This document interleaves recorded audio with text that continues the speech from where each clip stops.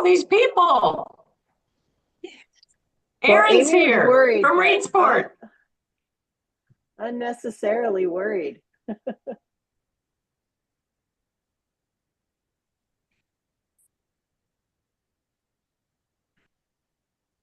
All right, I Okay, am good. recording this session and we're going to go ahead and get started. It's straight up 4 p.m. and I want to be respectful Okay. of people's times. If people could begin to sign into the chat with your name and club, we'll get going and that'll help us take some attendance.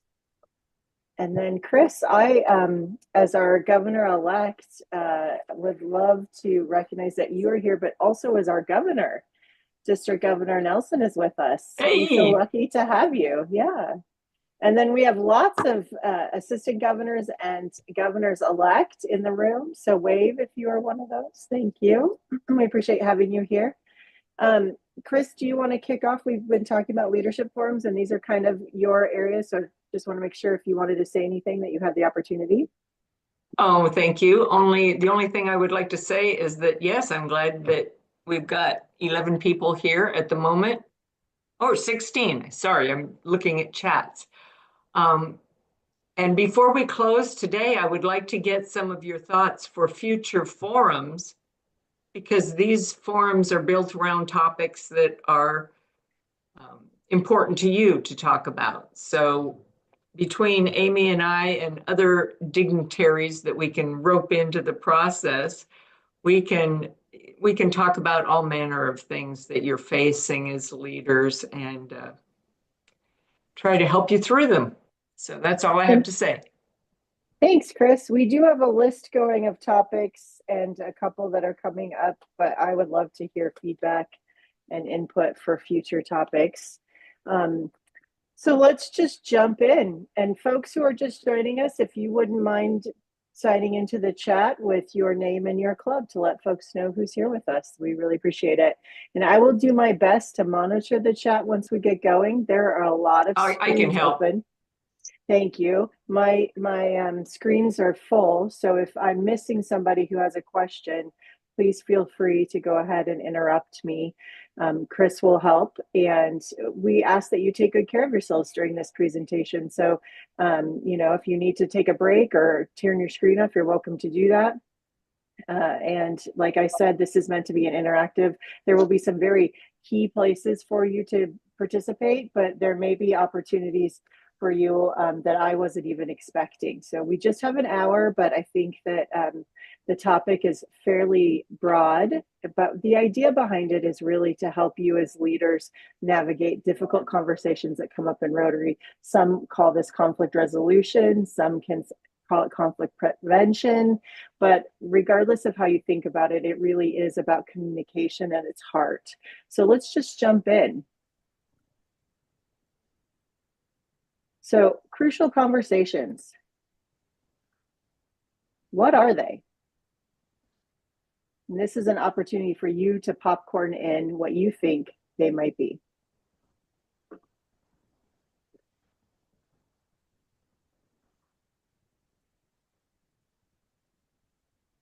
Can Anybody we have a talk or thought? you want us to chat? Yeah, absolutely. Popcorn in. That's Okay. what that means. All right. I was just Thanks, going to say Valerie. one of the ones is when somebody brings something up, because we've had this happen, which is very political. Okay. So how to tactfully try to get that person to understand that that probably was not an appropriate thing to do.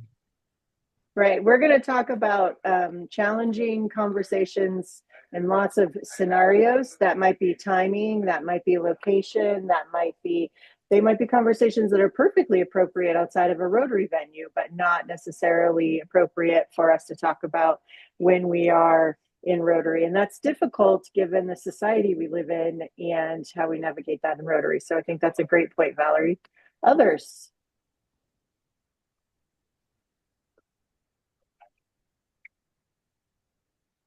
I hope we will all keep in mind not only the difficult and sometimes tension producing conversations, but I think it's also crucial that we don't forget to have positive conversations when the opportunity arises during our club meetings or board meetings or whenever it is. For instance, when we need to recognize a non-Rotarian perhaps at a club meeting for their contribution to a club event.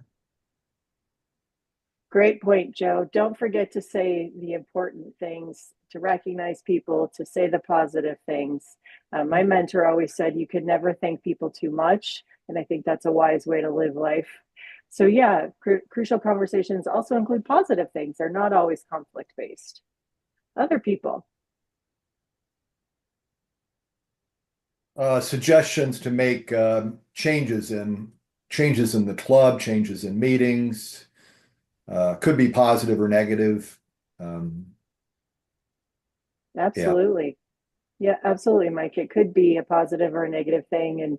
And change can be hard, but it can also be really great and useful. And sometimes walking through hard things together, we end up on a better path. Anyone else have anything they want to add?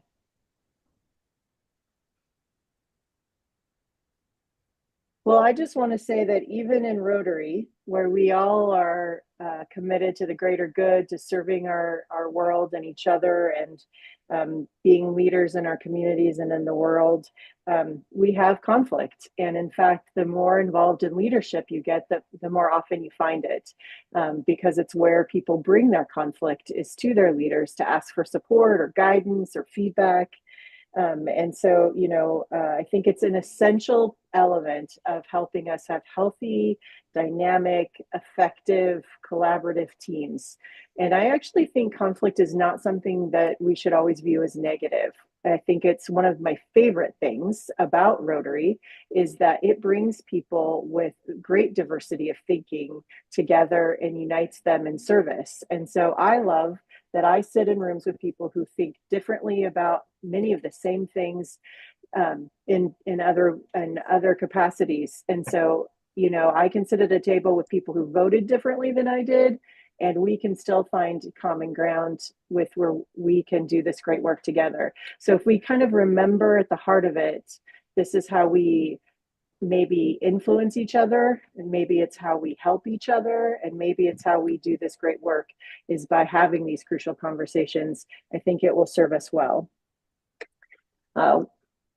Why does it matter? I think we really jumped into that, and I wanted to just really define conflict resolution, because I think most of the strategies we use for managing crucial conversations are brought in conflict resolution framework. And so I share this with you from my professional background. I work as a facilitator and educator within the human service population. We host a national center at my agency called CADRE, which is the National Conflict Resolution Center for Dispute Resolution in Special Education. And we train mediators and hearings officers and folks who are charged with helping schools and families work out very complex issues. I also have a group of folks who are facilitators for a wraparound process, which means they host big teams of people who are all invested in seeing families and their kids succeed across many systems that serve them. And so they're often dealing with very complex issues from groups who have very distinct mandates and financial stakeholder relationships to the conflict. And so they can be very difficult and very positive conversations. And so spending a lot of time thinking about how we can proactively help people be effective communicators is a big piece of what we do. The other piece is when they disagree, coming up with strategies to help them figure that out. So applying that to a Rotary Club and into our personal lives can be very similar. It can also be very different. And so what I'm hoping that you all will help me do is think about the ways that these strategies I'm sharing with you impact you and your clubs. So I'll start off with sort of sharing some of them and then opening it up for discussion. And then we have some opportunity maybe to talk about a scenario from each or a few of you, depending on how much time we have. Does that sound like a good plan? Thumbs up if you think so. All right, I'm seeing a lot of thumbs. So let's jump in. Let's talk about styles of conflict. So in the most simplest of terms, we have different types of conflict. We have interpersonal conflict. typically between two people, and it can be a communication breakdown or it can be a personality difference. We also have task-related conflict, and this can be a conflict that's based, or a difference that's based in how we approach a task, or what the task might be, or the goal of the task.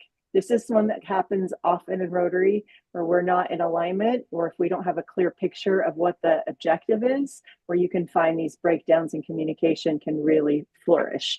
And they can build into these big, ugly, hairy problems when they really could have been avoided by really good, effective communication early on. In most cases in our work, we see a lot of that, where it was a breakdown in communication early in the process that led people to these paths of great conflict. And now we've escalated and escalated and escalated to whoever has the most power then can shut down the conflict. And that leaves people feeling very disconnected and very frustrated, and often can create permanent resentments and breakdowns in relationship. And then we have value-based, and somebody sort of brought up the political thing that's kind of impacting many of our clubs. And this is really comes down to a lot of values-based conflict. And this is disagreement over values or principles. Political affiliations can often fall into those categories. So those are our three basic types of conflict. Does anybody want to think about how one of those areas, or share with us how one of those areas of conflict, briefly, please, has impacted you as a leader in Rotary?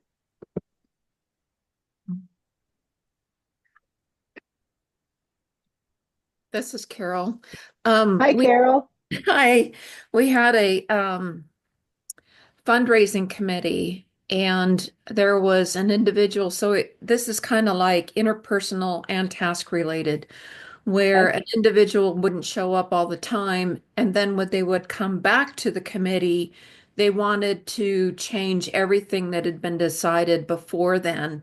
When the person didn't get their way, they just went and like hired people that the committee didn't want hired. And so it was quite the challenge with dealing with the interpersonal. And also, we already had the task set, but you circumvented it to do something different. That does sound difficult. We may come back to you to talk about if there was a resolution, what that looked like, Carol. So hold on to that. Anyone else have a quick example they might want to share?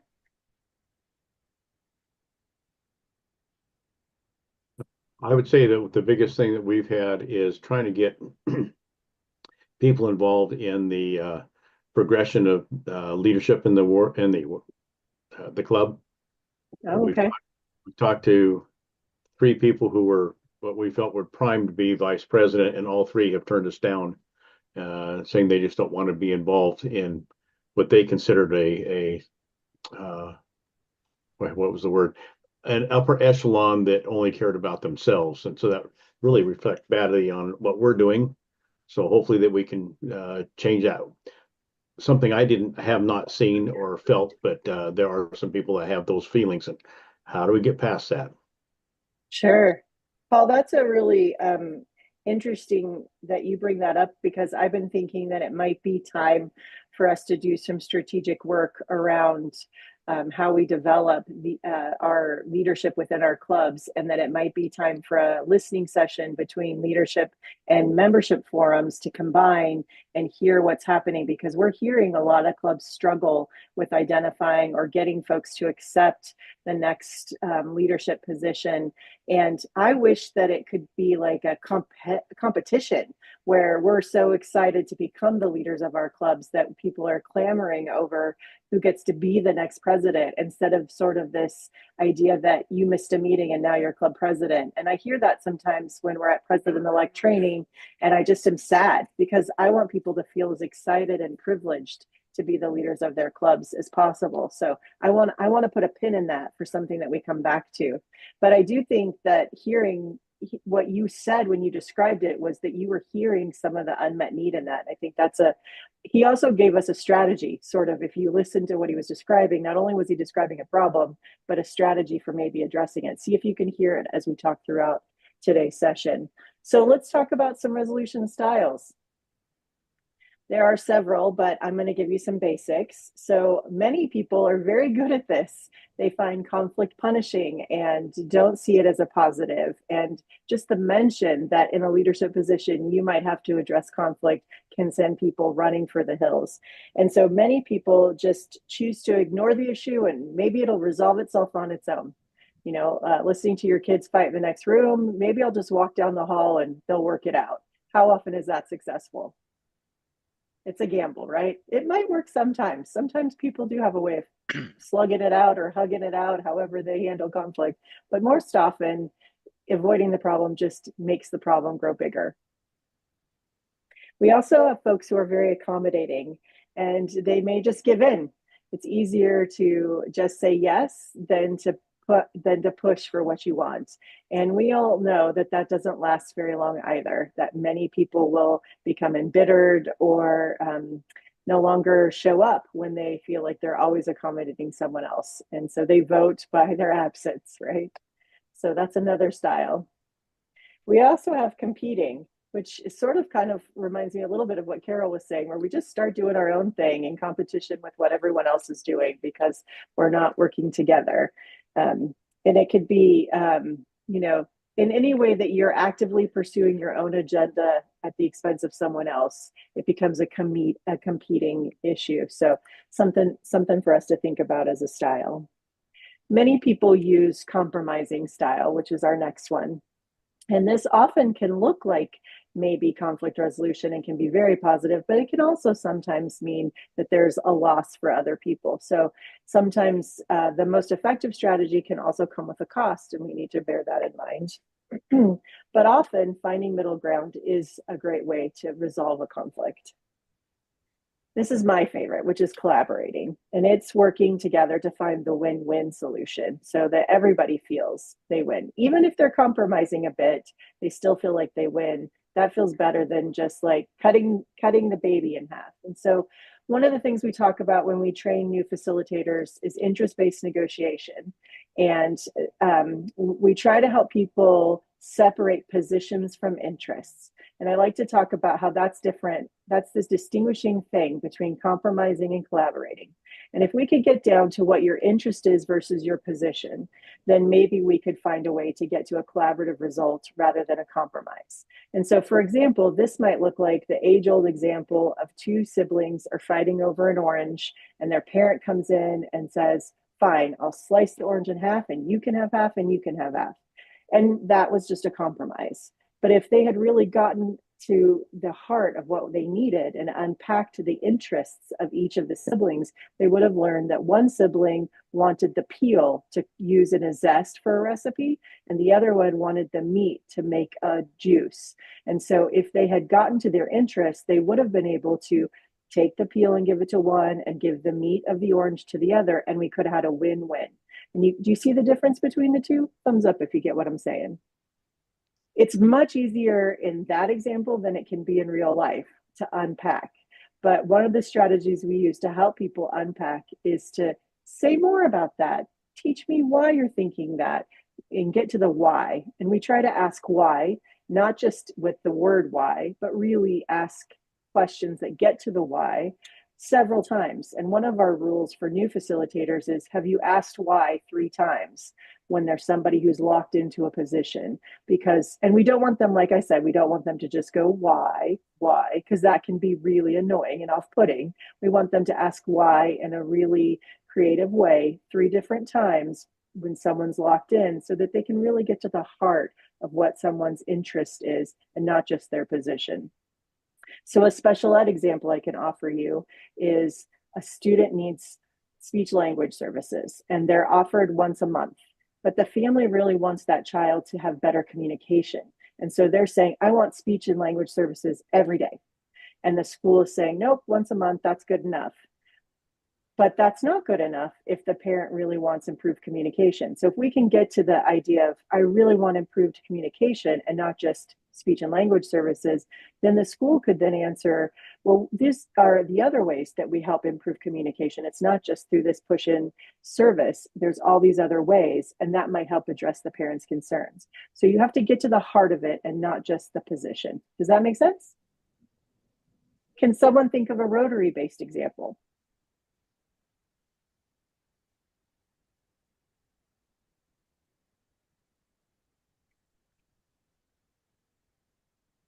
I think the issue that came up earlier about meeting times and days and things like that, it seems to be very contentious in some clubs, and it has been in ours in the past. And I'm not sure that the people asked why we were making the change or how we came to think of this specific change. They just lashed out in the middle of a meeting when we had guests and stuff. So it became very, very contentious instead of asking the why. Yeah, asking the why is a great thing. And that is an example that where I think there's several different interventions we're going to talk about that could have been employed for your example, Carol. So we'll talk more. I also think about my own club when we stopped taking attendance, for example, and there were people who were really upset about that. And then we had discussions about why we should be taking attendance, and people who were very adamant about the flexibility in membership that was so important to them being a need, and then people who were so used to having a perfect attendance had a need. And so when you could really unpack those needs, you could figure out a way that we could take attendance but not make it required, and it would still be meaningful to people who valued that 100% attendance and been doing it for years, and then people who wanted flexibility. So sometimes if you just ask more questions, you quickly can discover the conflict. That's a very simple explanation for a bigger problem. When you think about Carol's situation, that's a very complex issue. And there are, like I said, lots of strategies. So let's jump into some of our strategies or techniques. So the first is listening. And many people talk about listening, and all of us think we're good listeners, but active listening is a strategy where you are participating in a different way. And I'd like to tell you, and I wish to tell you that it wasn't true for me, but many of us, when we're listening, are actually thinking more than we're listening. And we're thinking about how we're going to respond if we're fully engaged in the conflict. Sometimes we're not fully engaged and we're thinking about outside, completely unrelated things. And so being a very present and mindful listener and participating in active listening means we're actually there to hear what people have to say, and really trying to get to a place of understanding. So we're looking for the interest, we're looking for an unmet need, we're looking for the areas of agreement, and it needs to take all your focus to do all those things. And so if we're being very good listeners, we're doing that. It also can slow your communication down, which isn't necessarily a bad thing, because before you're responding, you're pausing to then think about your response. So do you see how that could really take the level of conflict down, because you're giving yourself time to really listen, and you're giving yourself time to think before you respond, which are great de-escalation strategies also. Sorry, I bumped it. We also need to practice empathy. And I'm going to show you a quick video because I just love Brene Brown. And I mean, so many people do, but she does a really good job of showing us about what empathy looks like. So hopefully you can see this. Can you all see it? Okay, here we go.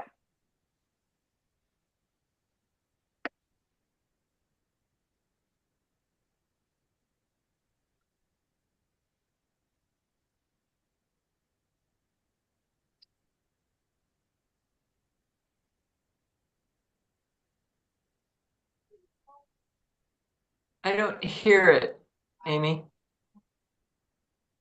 Right.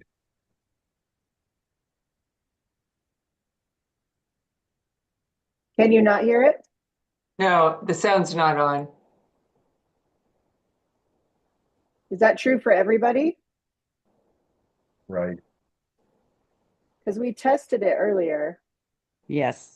I think when you play it, you have to click something that says play with the sound. You probably know, Okay, but hold on.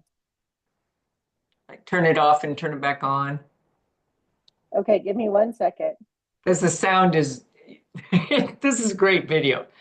It is a great video, and we did test it. Share computer sound. Here we go. Let's see if that works.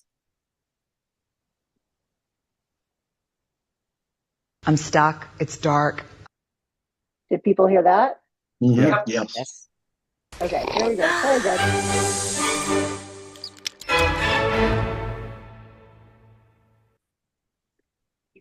So what is empathy and why is it very different than sympathy?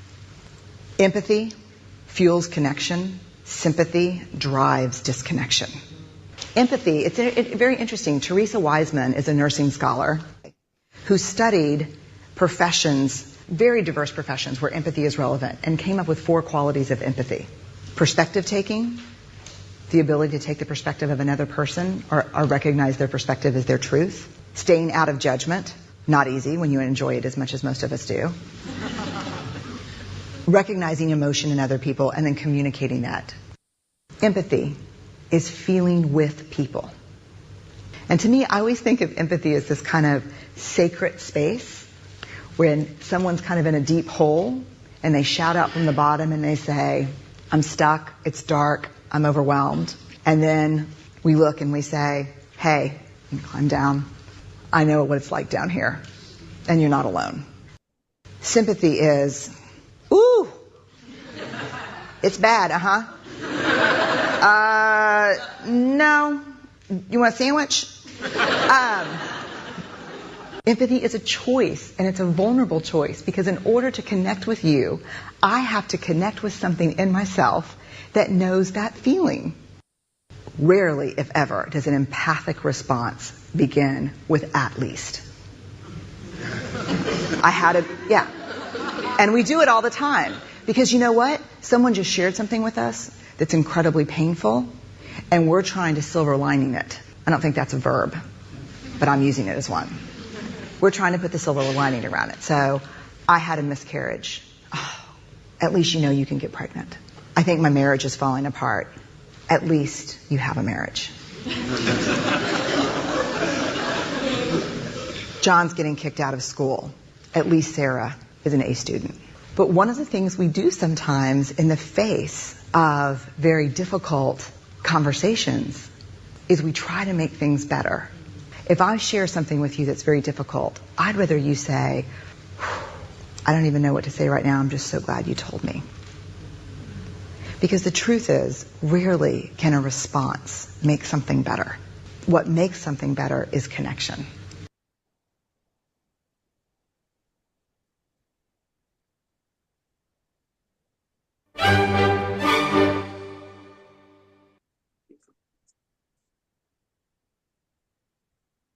All right, folks, what do you think of that? Want a sandwich? I love when the goat sort of rolls its own eyes. But do you understand the purpose behind, if you think about active listening and empathy? Are you seeing the PowerPoint? You are not seeing the PowerPoint, are you? Nice See, screenshot, Forrest. though. That's a I'm nice seeing forest. you're seeing my desktop. Okay, let's get it back up there for you. And we will. Thank you for bearing with me. I can see the forest for the trees, or the trees for the forest, whichever. There we go. Resolution techniques. All right. So we need to practice empathy in our active listening practice. I just think that those two are so interconnected. When you're thinking about someone who's describing something that's difficult or that has created conflict, approaching that with an at least or sympathetic sort of just attitude is dismissive sometimes and really doesn't help de-escalate the situation. It also it isn't an evidence you're good listening, right? So if someone really is feeling heard because you're listening really intently and you're very present in that conversation and then you're showing them empathy, they will feel it. And if you have been in a situation where someone has done that for you, you know it. And if someone is being sympathetic, often people will describe feeling dismissed. And so these two just go hand in hand. And if you're listening for understanding, it's easier to access your own empathy because you're listening for what the unmet need is, or what the unresolved tension is, or what they're experiencing. And you're not thinking about your own position yet. You're thinking about theirs. Does that make sense? Another technique that we can apply is really managing our own frame of mind. And I use this whole description much bigger than typically I see it, because people will start talking about being calm and centered and keeping themselves from responding to the conflict with their own passion. And it's a really hard, it's a difficult thing to manage your own emotions in a high conflict situation, especially if you have a vested interest in the outcome or what's happening or a relationship that's at stake. And so I just talk about it as frame of mind. And so if I go into this with, I need to be heard, I need to be right, I want what I want, it's very different than if I come into a situation with, I want to understand what the breakdown in communication is. I want to understand why this isn't working. I want to see us work together rather than get my own agenda or my own needs met. So your frame of mind is really impactful on how you have these crucial conversations. And I often teach people about their brains going offline. And earlier, when I talked about that power dynamic, when people are engaged in high stress and their frontal lobes have shut down and they're just responding with their lizard brain or their animal brain, that's when you get these big conflicts, and it takes the person with the most power to shut it down. And people end up often having great levels of disconnect, which doesn't help resolve conflict or move things forward in any way. And then you kind of heard this throughout this discussion about seeking common ground. And I think when you are starting at a place where people are in disagreement, finding what they agree upon first and building on that. So, if we don't necessarily agree about how we're going to do something, but we do agree on the what it is that we want to do, that's a good place to start. And then entertaining all the different ways we might do it might help us get there. So what do you already agree upon? What are you all on the same page about? Listening for understanding will help you get that as well. This one can be tricky for people, but if you focus on you and not other people by using I statements, then it's much more about your needs and your interests when you're in conflict rather than pointing at other people and saying you. And this is really hard in interpersonal relationships for people to practice. But if I feel dismissed and frustrated when someone is talking over me, then that's a great way for me to start off a conversation by, Chris never lets me talk. And, she's always interrupting me. She doesn't think I matter. You hear the difference in how I can describe that? And immediately when I say, Chris never lets me talk, Chris is immediately going to say, I can't get Amy to shut up. So, she's going to get defensive. So if I said, I just feel like every time I raise my hand in this room, no one calls on me. That's a way to start making it about me and what my unmet need is. And then I'm feeling unheard.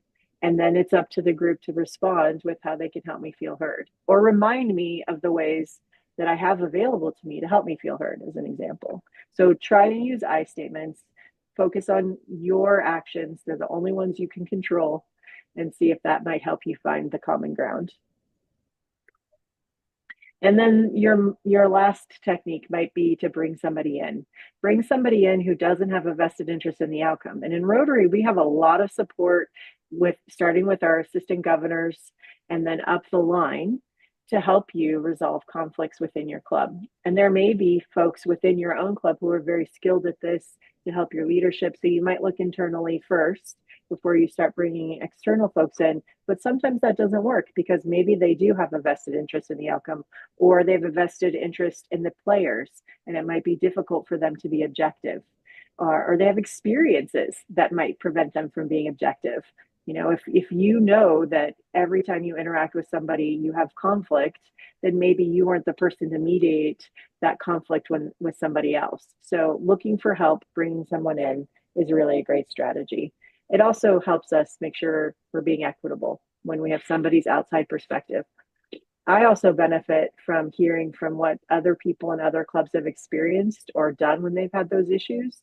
And so sometimes just even processing it out loud with somebody from a different group can help you sort of understand what your other options might be.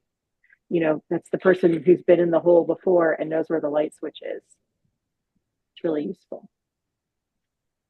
All right, so I have a scenario that I can share with you, or we could start with Carol's scenario that she shared. So maybe let's do that. Carol, would you reshare the example of your fundraising group again, and then we'll let folks weigh in thinking about it from some of these techniques? Thank you.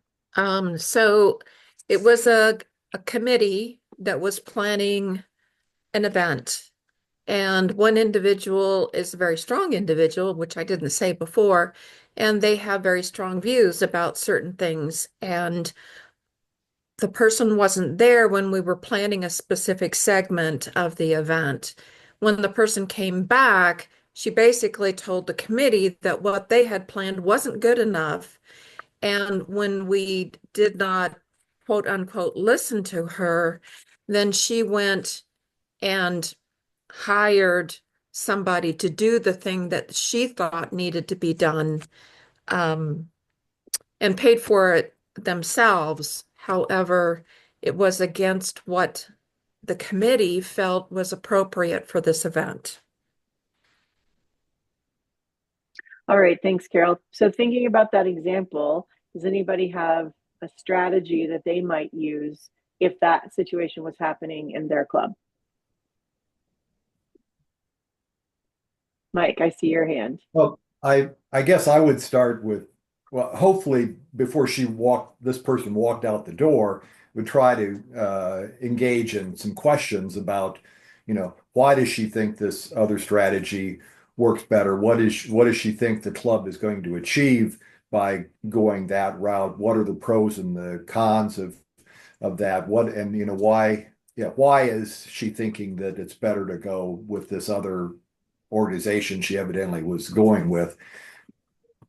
And I guess, show some empathy, I guess, if that can be done. If she's saying my way or the highway, I know that's got to be difficult to stop her at that point. But I guess questioning might take it in a different direction that might be more positive.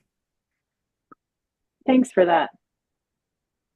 Anybody else have another strategy they might use?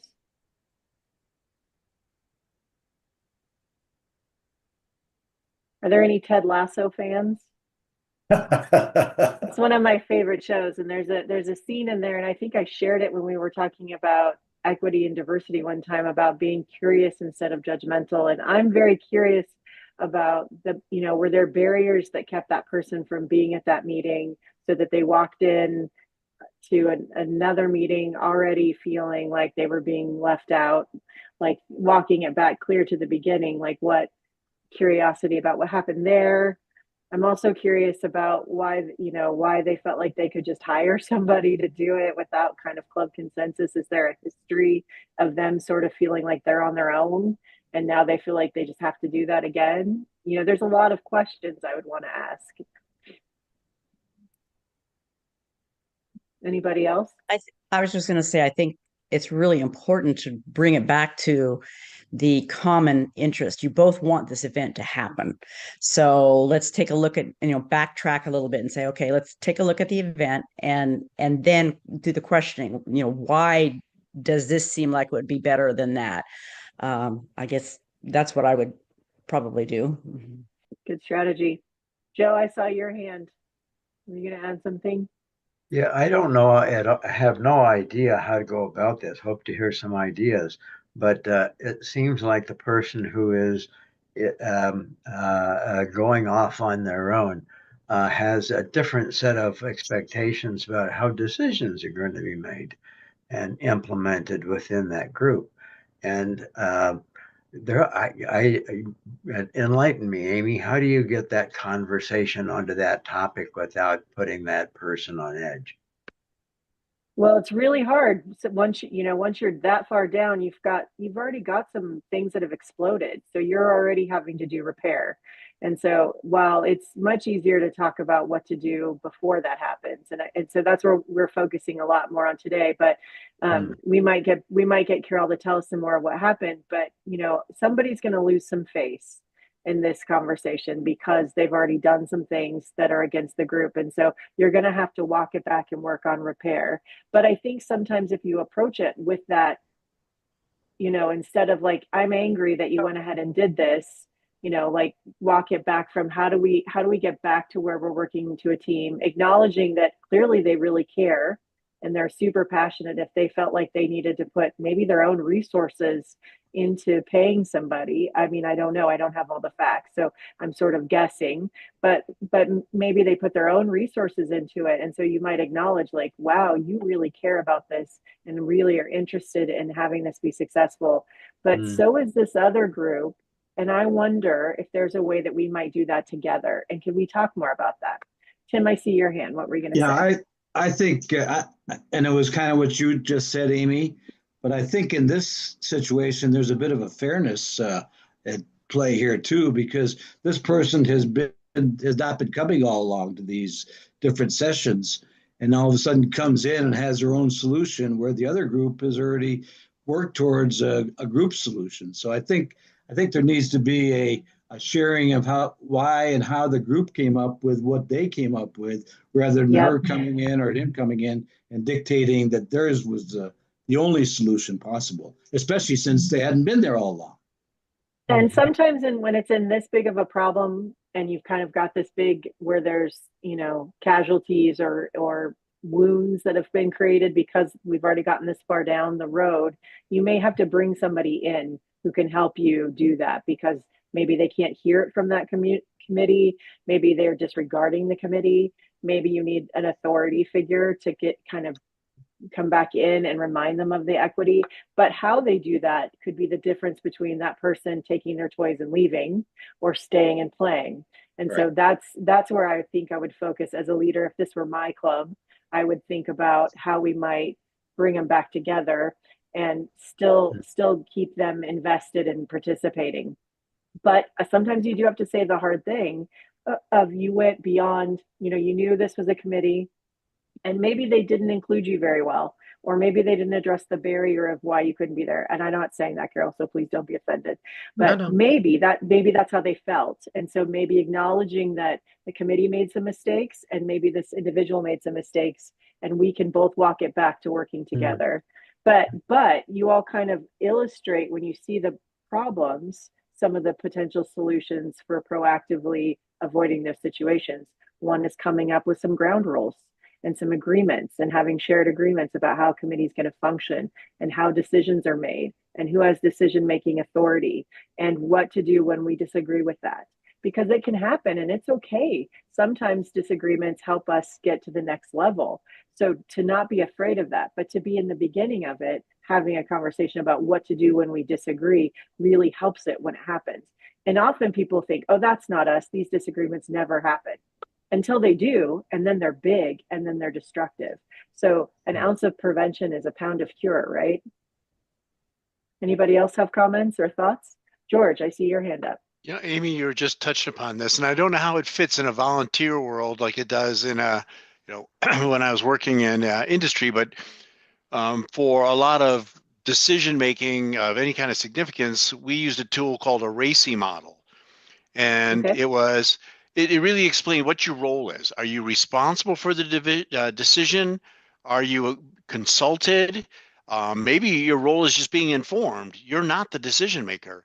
And understanding your role was very helpful because, I'm an opinionated person, but if you define a role and say, hey, George, I know you got a lot of opinions, but in this case, you're just a weigh-in person. It's not your call. And you knew that going in. So again, I don't know how it fits or, that's a great model that applies to maybe bigger decisions, not everyday things.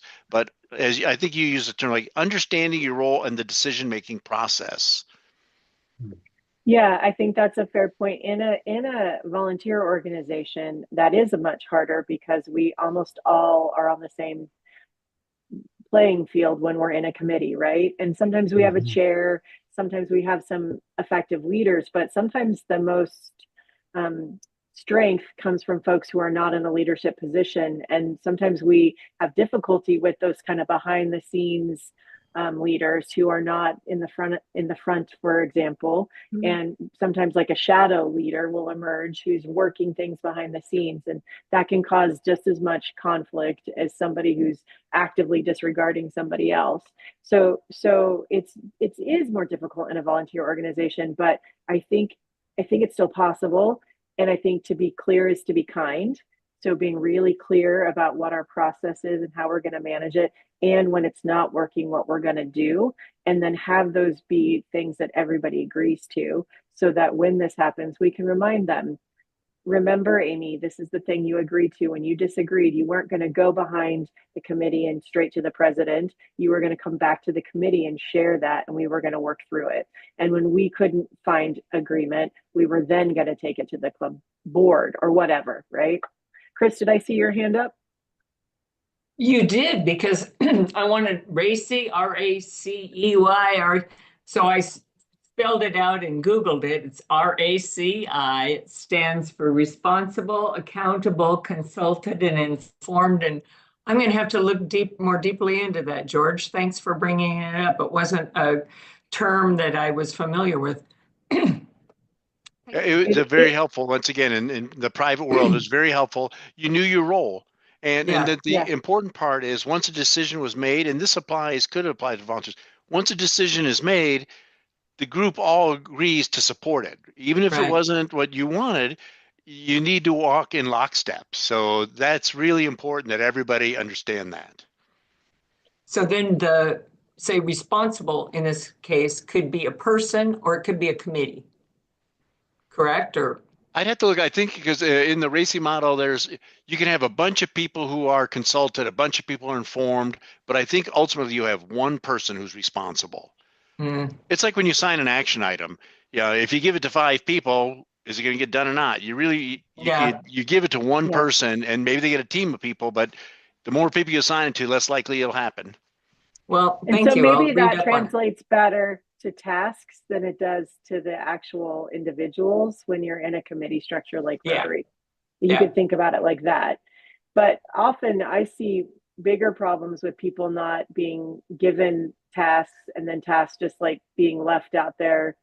People know it needs to get done, but nobody was assigned because nobody was taking a leadership role. That seems to be where things get stuck a lot in committees. And so that clarity, like, these are the things we all agree about. And if you are not someone who's strong at facilitating that and you're the committee chair, maybe you find someone who is strong at facilitating that and coming up with a clear action plan. We're talking about action plans all the time in Rotary, because they are an effective way to make things happen and get to those end results that are so important to us. And so they need to be smart, right? They need to be, specific, manageable, if you spell out SMART, I can't remember all the acronyms of SMART off the top. I'm blanking.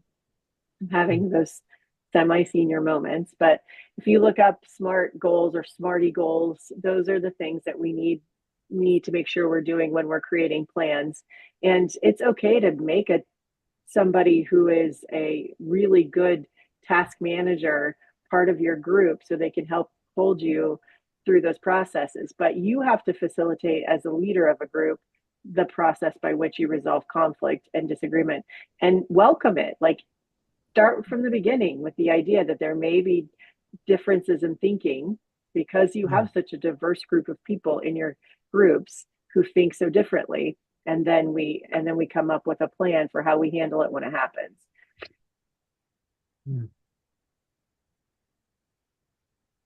Thoughts about that?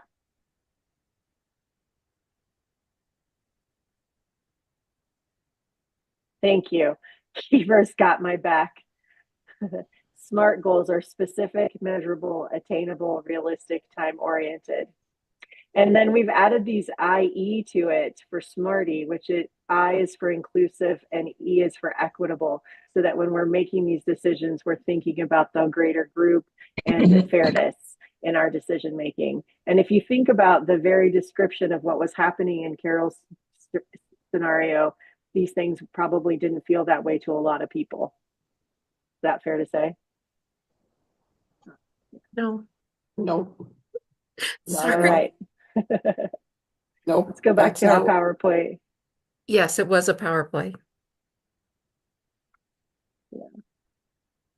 All right. So before we turn it over to questions, I just have some key points that I wanted to wrap us up with. Conflict is inevitable, but it can be resolved constructively. Leaders have to practice their skill. We don't call it a practice for nothing. You know, it's my favorite piece of advice from somebody was, it's not it's not brain surgery. You won't kill the patient. You get to try again tomorrow. So keep trying, keep practicing your skills. Don't be afraid to say, you know, I don't like how that worked out. Can I try it a different way? That will help. And the power of apology could be a whole seminar. We could spend a lot of time talking about the power of apology, but it can be a very, very important factor in reconnection and repair when someone takes ownership of something. Even if you didn't intend, we can talk about impact versus intent. And my intent wasn't to cause harm, but my actions still caused harm to somebody. I can still apologize for that in a way that's really meaningful. Mm-hmm. It doesn't have to be, I'm sorry you're mad, because that does feel dismissive of their feelings, right? And so that can be a useful strategy. Keep practicing, don't give up, try again. Sometimes by the very nature of saying, can I try that again? Someone is going to feel appreciation for your willingness to show up and do a hard thing or have a hard conversation. And remember your shared objectives and common ground. Someone earlier brought up the idea of the political stuff that's happening. And I think Rotary gives us pretty clear guidance that we're a non-political organization and that we have to ground ourselves in the things that bring us together. And so if these issues come up, I think that's where you have to camp out.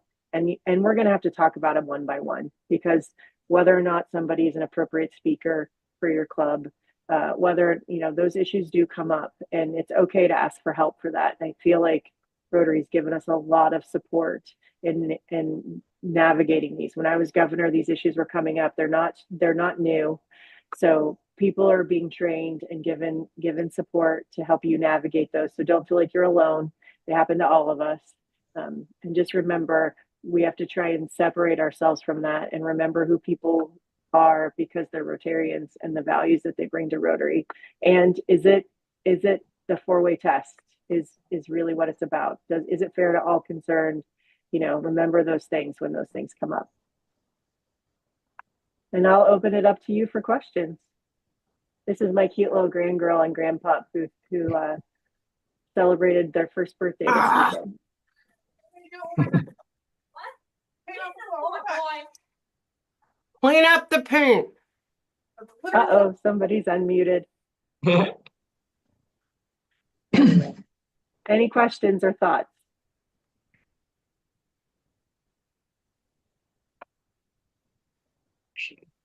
Valerie, I see your hand. Yeah, raising my hand. I'm not really down on the. It's been a while since I've been in a Zoom meeting, so I forgot about how to raise my hand. But I just wanted to appreciate. I mean, I've seen a lot of what I'm coming forth with, because I kind of feel like I still feel somewhat new to the club, because the club has been established and there's a lot of older, you know, people that have been there doing these projects for a long time. And so a couple times I've kind of semi jumped in without jumping in enough. And so this has given me, we had an incident where we were doing a service project in the meeting. You know, I felt that the person who's been running it for 5 years knew what she was doing. And so I just kind of sat back and let it happen. And then things didn't get assigned. And so I had to apologize, because I had kind of inferred that I would do it. So it's given me the impetus to realize that you really do need to just step forward and make sure that you're doing it, taking something on and vocalizing it. That SMART goal thing really hit home with me. So I do appreciate a reminder of how important that is. In if you're going to step up and volunteer to do something, that you do the whole 9 yards and you make yourself heard. So I thank you for that. You're welcome, and I agree with you so much. I also encourage people to make sure that we have agreement about what the thing I'm agreeing to is, and what does that look like?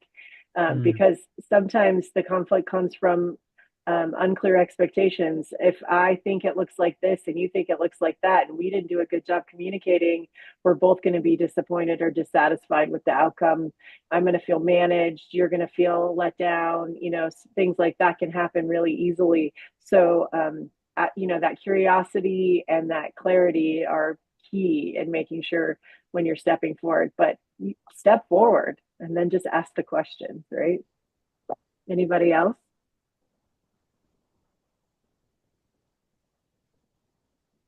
All right. Well, you're all conflict experts and ready to go resolve all the problems in your clubs, right? Oh, Amy. Yes, Laura. Hi, Laura. Hi, Amy. Laura's from my club. She's awesome. Well, thank you. With Carol's situation, the one that we discussed, sometimes it's just so messed up, and there isn't a whole lot of empathy or listening, sometimes it's just messed up and somebody is intransigent and they only have one way to do things. And I think that's a huge issue, because I think I heard the word power grab. Well, then what happens is now we have a serious problem, because this person is going to have to be told, no, you have to get your money back, or we don't know what you're going to do, but no, that is not what is going to happen. And boy, I think that's much more complicated than, 'cause sometimes people do shit. Sorry, just to put it out there. No, that's no, how you're it not is. wrong. And then what do we do? The hard part for that, for me, is that I think, and I've been trained that if it's not a strength, it's an unmet need. And so something that's happening in that situation has created an unmet need for that person, that they feel that they need to grab that power, or that they have an unresolved need. And so not knowing the situation, not knowing them, makes it really hard to speak to that. Right. But I think you're right. There has to be the hard conversation. That's what I'm talking about. Why it's really hard when there's a situation like this that creates problems. Like there's casualties, and sometimes that casualty is that person, and sometimes you're going to lose people because they're just so entrenched they can't hear the no. And so trying to prevent that from happening and have that agreement ahead of time is probably the best strategy. But when it happens, we have to walk through it in kindness. We have to walk through it in compassion and realize that there's something happening there. And then if they don't participate in it with you in the same way, they're giving you their information and their vote, and you have to say, what do we say? Bless and release. Maybe it's not a good fit. Maybe there are other options. Maybe we could try that scenario that you're suggesting another way. Look for other ways rather than just splitting the baby in half or the orange in half. What is the unmet need that's not getting met? And maybe they need another thing to be in charge of if it's not that thing anymore. Maybe there's another opportunity for them. There's a lot of different options. It's just really hard to talk about a specific scenario where it's so entrenched. But I think what you're saying, Laura, is that sometimes there is just shit, and you have to wade through it and be willing to.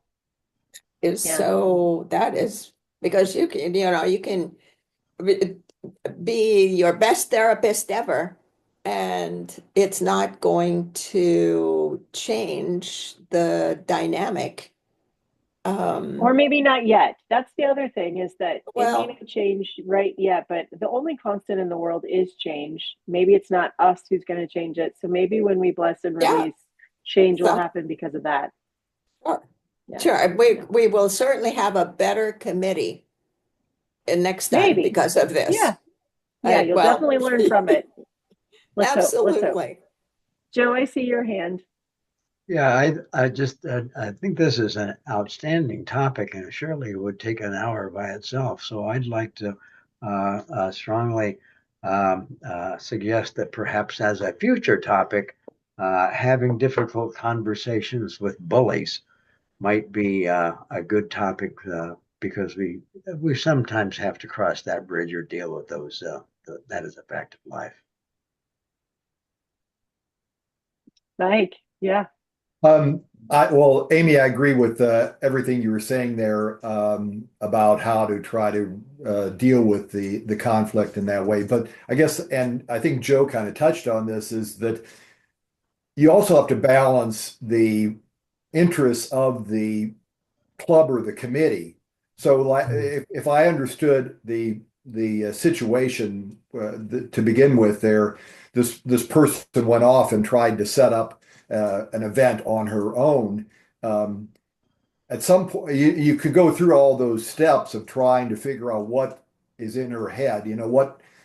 Why did she become a Rotary member to begin with? Does she have this power dynamic to begin with before she entered the club, or doesn't she know what the club is all about, or all that? But at some point, if this is detrimental to the committee that's setting up this event or to the club in general, yeah, you got to do something you have to balance that out versus trying to understand, getting all the empathy in the world you can come up with there versus the club itself.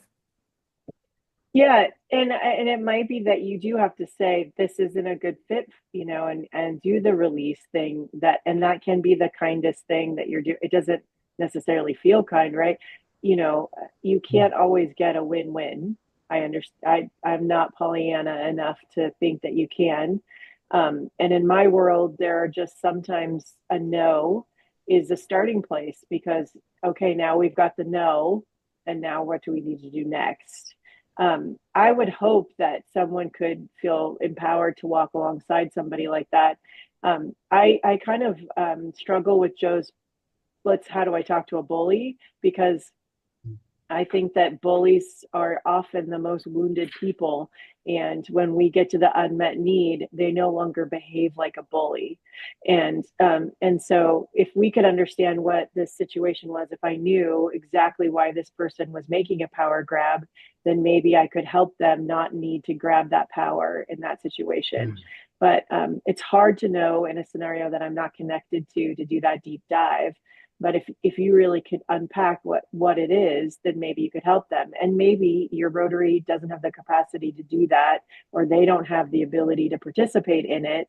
And you have to just let them go. And you need a leader to say, I'm sorry, that's not in the club's best interest. That's not what the club agreed to do. So we're not going to do that. And we can try and help you walk it back. But if we can't, you have the consequence of your behavior sometimes, that you have to live with your decision. Carol, do you want to say something since it's your scenario? Just really quickly, some of this came to fact after the event was over. All of those conversations would have been really great. The following year, what we did is exactly what a lot of you had said, is we were really clear what the committee was for, what decisions the committee could make, who was responsible for making the final decision. We also asked people to sign up to be a committee chair and get their own committee people together, and they were solely responsible for making the decisions for what that segment of the event that committee was responsible for. So we gave them all the responsibility that they wanted to. We gave them all the latitude. That we would talk to them about what are your thoughts and things like that. We were empathetic with them. We wanted to be really clear about why they wanted to do certain things. And it went so much smoother the following year because they felt empowered to do that segment that they had volunteered for. I really appreciate that follow-up and that you learned from the situation and really built on it. I love the idea of forced choice sometimes that looks like, for example, we know that you need to wear clothes. Do you want to wear a shirt or a dress? You get some power in that. You still have to wear clothes. We've set the parameter. We're very clear about that, but you have some choice. For my kids, as a parent, I would say, we're going to wear a sweater today. It's cold outside. Would you like to wear the black one or the green one?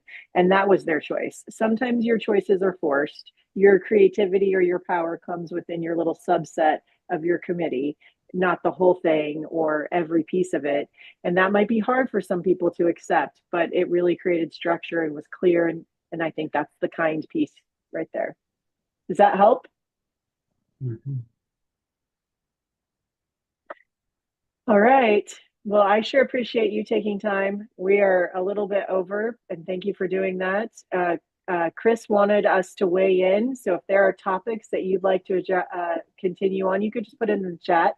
I'll keep the room open for a couple more minutes if people want to stay and visit. But I do think that these are really helpful conversations. Please know that you have so many people who are skilled professionals around mental health and conflict across the board. People could be there to support you through this. If you run into those situations, don't try and navigate things alone. Sometimes it's just good to have somebody to chat to. I sure benefit from it, and I do it for a living. So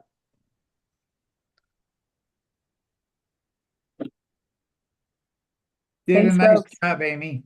Thank you. Thanks, Thank you, Amy. Thanks, Bob. Appreciate you. You Thank bet. you. Take good care.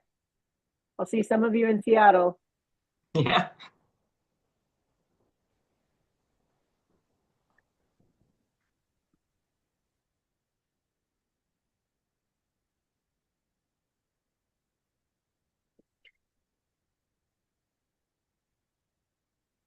Trying to save my chat. I'm going to download it. Since it's Okay. recorded, it should be